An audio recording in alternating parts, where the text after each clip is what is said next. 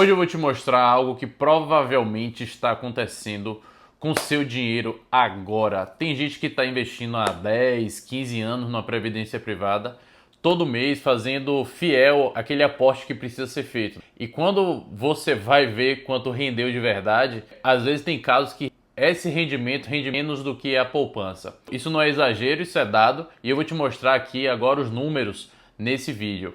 Nesse vídeo você vai entender por que a previdência que o banco te vendeu pode estar destruindo a sua capacidade de construir patrimônio e o que você precisa fazer a partir de agora se você está nessa situação.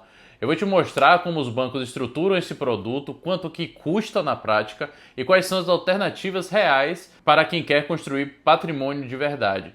Se esse conteúdo vai ser útil para você, já se inscreve aqui no canal e clica no sininho aqui embaixo e fica até o final porque a parte mais importante vem lá no meio do vídeo, tá? Então vamos lá. Antes de entrar nos números, deixa eu montar um cenário aqui com vocês. Previdência privada é um produto legítimo. A ideia por trás, ela é boa. Guardar dinheiro de forma consistente para o longo prazo, com algumas vantagens fiscais pelo meio do caminho, né?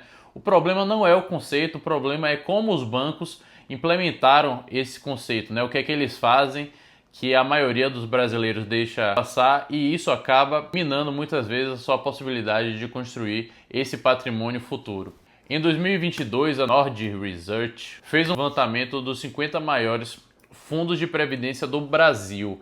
Esses 50 fundos representavam mais de 530 bilhões de reais, ou seja, 67% de tudo que existe na indústria. E qual é o resultado que essas previdências alcançaram, né? 40 dos 50 maiores fundos não bateram nem o CDI, tá? 40 de 50. 80% dos maiores produtos de previdência do país entregaram menos do que a taxa básica de juros do Brasil, que é a taxa Selic. Menos do que o mínimo que qualquer investimento deveria ter. Então, o Tesouro Selic, não sei se você sabe, é classificado como risk-free, que é livre de risco. Então não tem sentido nenhum você ter um rendimento menor do que o Selic e tendo maior risco como é a previdência privada, porque esse dinheiro da previdência privada provavelmente vai estar no banco, depende do tipo de investimento que ele vai alocar, mas provavelmente vai estar no CDB, a depender do tipo de previdência que você quis investir.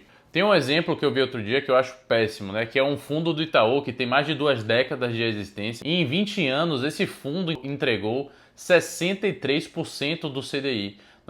Não é nem 63% ao ano, é 63% do CDI acumulado. Isso significa que todo esse período de investimento o fundo entregou menos que se o dinheiro tivesse aplicado no título público. Mas como é que isso acontece? E eu vou te explicar agora o mecanismo exato por trás desse funcionamento. O primeiro ponto que a gente tem que se atentar, a taxa de administração. Quando o banco vende uma previdência, ele cobra uma taxa anual sobre o valor total que você tem investido, que é o PL do fundo. Não é sobre o rendimento, é sobre o valor total que você investiu. Ou seja, na rentabilidade anual você já sai perdendo esses 1, 2% que esses piores fundos de previdência geralmente cobram das pessoas. Então se você tem 100 mil reais investidos, 2% por ano são 2 mil reais que saem direto do seu patrimônio, independente do fundo ter rendido ou não. Então ao longo desses 20 anos com esse custo, você vai estar pagando realmente uma quantia significativa sem perceber e sem necessidade alguma. E tem mais, alguns fundos também cobram o que a gente chama de taxa de carregamento, uma porcentagem sobre cada aporte que você faz.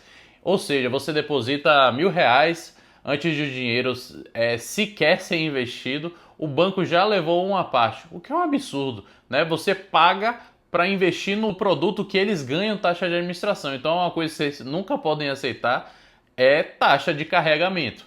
Além disso, tem o Come Cotas. Nos fundos de previdência aberta, que são o que os bancos vendem, existe um mecanismo chamado Come Cotas. A cada 6 meses, o governo cobra antecipadamente o imposto de renda sobre o rendimento. Isso reduz a quantidade de cotas que você tem no fundo, então essas cotas são liquidadas para pagar esse imposto de renda. E como o investimento é de juros compostos, perder cotas periodicamente no meio do caminho significa que a base sobre a qual o próximo rendimento vai crescer é menor. Então você tem a taxa de administração, mais possível carregamento e possível come cotas. Essas três coisas às vezes fazem, não estou falando que o investimento de previdência é necessariamente uma estrutura ruim, mas essas três coisas são capazes de tornar a previdência um péssimo negócio. Então, o relato de várias pessoas reclamando, inclusive no Reclame Aqui, é muito frequente. Então, outro dia eu vi uma pessoa que contratou uma previdência de um grande banco, foi na confiança do gerente, assinou, fez os aportes por anos, né?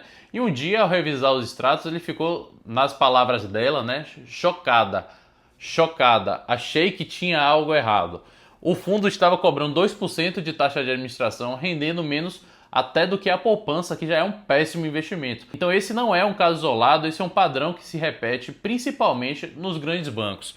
E o motivo é simples, o gerente do banco não é um consultor de investimentos, né? Ele tem algumas metas para ser batidas e a comissão dele depende de vender o produto do banco, seja uma previdência privada horrível para você, seja um consórcio. Então muitos dos gerentes batem essas metas vendendo produtos que são horríveis, que vão fazer o banco lucrar mesmo. Então pronto, você está nessa situação e o que é que você precisa fazer para sair dela, né? Primeiro você precisa ter calma. Antes de tomar qualquer decisão, você precisa entender o que você tem. Então passo 1 que você precisa dar aí, você precisa descobrir a taxa de administração do seu fundo. Isso provavelmente está no seu regulamento, provavelmente não, com certeza está no regulamento do seu produto. Você pode pedir ao banco para acessar o site da SUSEP, que é quem regula esse produto da previdência privada. Se for acima de 1%, que já é aceitável, você tem um problema de custo. Se for acima de 1,5%, o problema é péssimo, né? Se for 2%, é um absurdo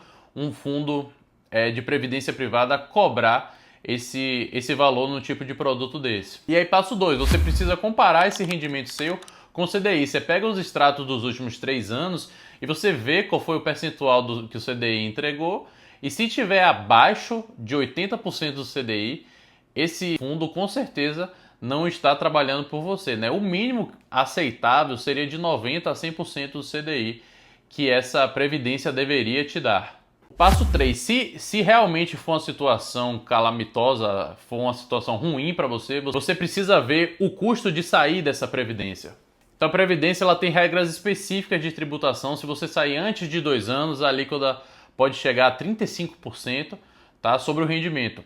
Depois de 10 anos, cai para 10% na tabela regressiva. Então você precisa ter uma assistência de alguém para te ajudar nesse ponto. Então sair de uma previdência ruim pode ser a decisão certa, mas o time importa muito.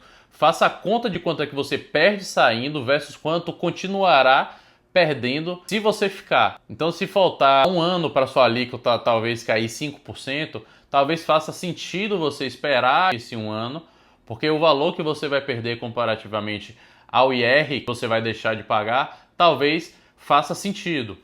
O passo 4 é você conhecer as alternativas, né? Então existem planos de PGBL e VGBL em seguradoras independentes, não vinculadas ao seu banco.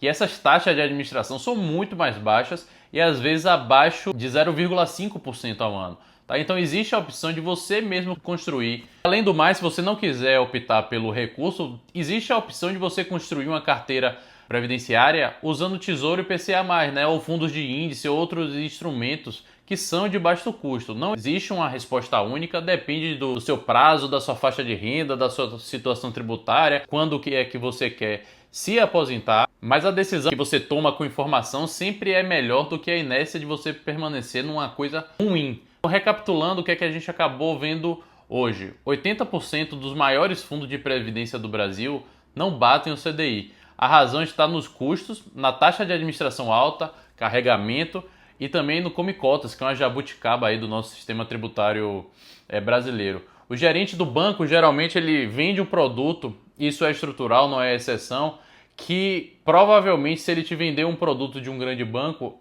essa previdência é ruim. Então antes de sair, você precisa fazer o quê?